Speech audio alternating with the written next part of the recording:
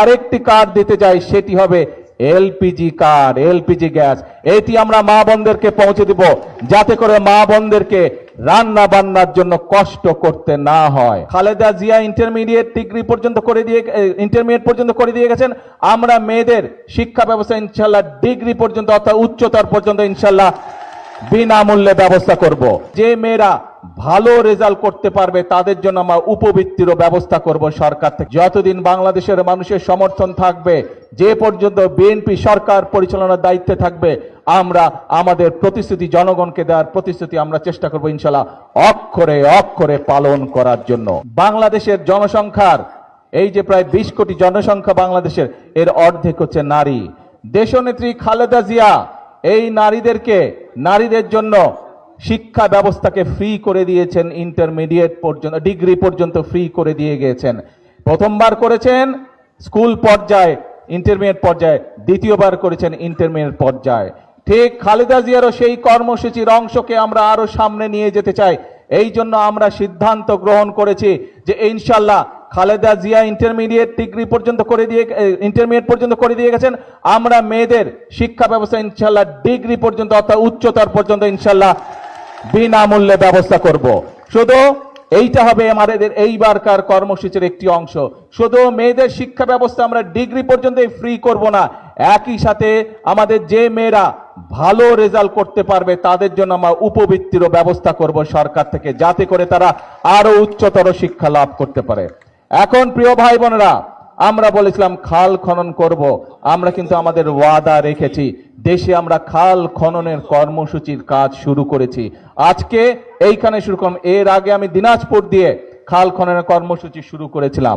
প্রিয় ভাই বোনেরা, আমরা বলেছিলাম মা বোনদের যেরকম শিক্ষার ব্যবস্থা আমরা ডিগ্রি পর্যন্ত থেকে শুরু করে উচ্চতর পর্যন্ত আমরা ফ্রি করব, একই সাথে উপবৃত্তি দিব আমরা যেরকম, ঠিক একইভাবে আমরা বলেছিলাম এই মাদেরকে শিক্ষার পাশাপাশি স্বাবলম্বী করার জন্য আমরা ফ্যামিলি কার্ড দিব মা বোনদের হাতে। বিশেষ করে যে সকল মায়েরা, যে সকল বোনেরা পরিবারের প্রধান, সেই নারী প্রধান পরিবারের প্রধান নারীর হাতে আমরা ফ্যামিলি কার্ড পৌঁছে দেব, সেটারও কাজ আমরা শুরু করেছি। ইনশাল্লাহ আগামী 5 বছরের মধ্যে আমরা চেষ্টা করব সকল বাংলাদেশের সকল গ্রামে সকল মায়েদের হাতে এই ফ্যামিলি কার্ড পৌঁছে দেবার চেষ্টা করব ইনশাল্লাহ। আমরা এর মাধ্যমে প্রতি মায়ের কাছে, প্রতি নারী পরিবারের প্রধানের কাছে আমরা মাসে সরকারের পক্ষ থেকে ইনশাল্লাহ 2500 টাকা করে পৌঁছে দেওয়ার ব্যবস্থা করব, যাতে করে তারা তাদের সন্তানদের দেখভাল করতে পারে, তাদের সন্তানের পড়ালেখা দেখভাল করতে পারে ভালো করে, তাদের সন্তানকে 2-4টি ভালো খাওয়াতে পারে, যাতে করে তারা মা বোনেরা একই সাথে সেই 2500 টাকা থেকে ছোট ছোট উদ্যোগ গ্রহণ করতে পারে। হাঁস পালন, মুরগি পালন, গরু ছাগল পালন, এরকম কাজ করার মাধ্যমে, এরকম ছোট ছোট ব্যবসার মাধ্যমে যাতে মা বোনদের একটা নিজের রুজি রোজগারের ব্যবস্থা, সেটি আমরা করতে চাই। প্রিয় ভাই বোনেরা, আমরা 2 দিন আগে আরেকটি সিদ্ধান্ত গ্রহণ করেছি। এই মা বোনদের একটি ব্যাপারে খুব কষ্ট হয়, রান্না বাড়ির ব্যাপারে কষ্ট হয়, সেটি গ্রামের মা বোনই হোক, সেটি শহরের মা বোনই হোক। আমরা যেরকম সারা দেশের মায়েদের কাছে আমরা যেরকম ফ্যামিলি কার্ড পৌঁছে দিচ্ছি, সেরকম আরেকটি কার্ড দিতে চাই, সেটি হবে এলপিজি কার্ড, এলপিজি গ্যাস। এটি আমরা মা বোনদেরকে পৌঁছে দিব, যাতে করে মা বোনদেরকে রান্না বান্নার জন্য কষ্ট করতে না হয়। প্রিয় ভাই বোনেরা, আমরা বলেছিলাম যে বিএনপি সরকার গঠন করলে কৃষক ভাইদের জন্য আমরা কৃষি কার্ড দিব। কৃষক ভাইদের আমরা 10,000 টাকা পর্যন্ত কৃষি ঋণ যেটা আছে সেটা আমরা মওকুফের ব্যবস্থা করব।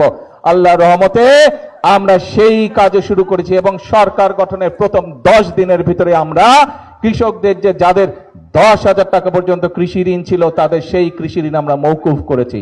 প্রিয় ভাই বোনেরা, আমরা বলেছিলাম দেশের বিভিন্ন জায়গায় বিভিন্ন মিল কলকারখানা বন্ধ হয়ে গিয়েছে।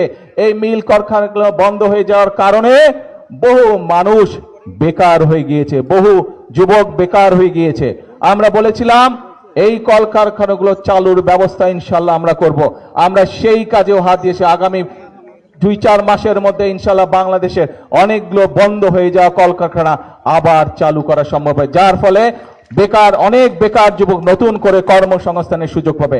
শুধু তাই নয়, আমরা বিভিন্ন শিল্প উদ্যোক্তা যারা আছে তাদেরকে আমরা ডেকেছি, তাদের সাথে কথা বলছি, তাদের বিভিন্ন অসুবিধা যেগুলো আছে সেগুলো আমরা সরকারের পক্ষ থেকে সমাধানের চেষ্টা করছি, যাতে করে তারা নতুন নতুন শিল্প কারখানা তৈরি করে এবং যাতে করে এই দেশের যারা তরুণ যুবক আছে কর্মসংস্থান, যাদের কর্মসংস্থান নেই, যারা বেকার হয়েছে, তারা যাতে কর্মসংস্থানের সুযোগ পায়, সেই কাজও আমরা শুরু করেছি।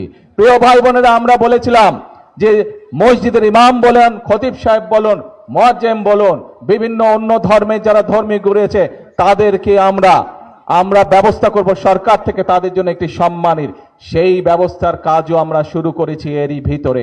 অর্থাৎ এই যে কটি কাজের কথা আপনাদের সামনে আমি তুলে ধরলাম প্রিয় ভাই বোনেরা, এই সকল কাজগুলো আমরা করতে চাই এই দেশের মানুষের জন্য।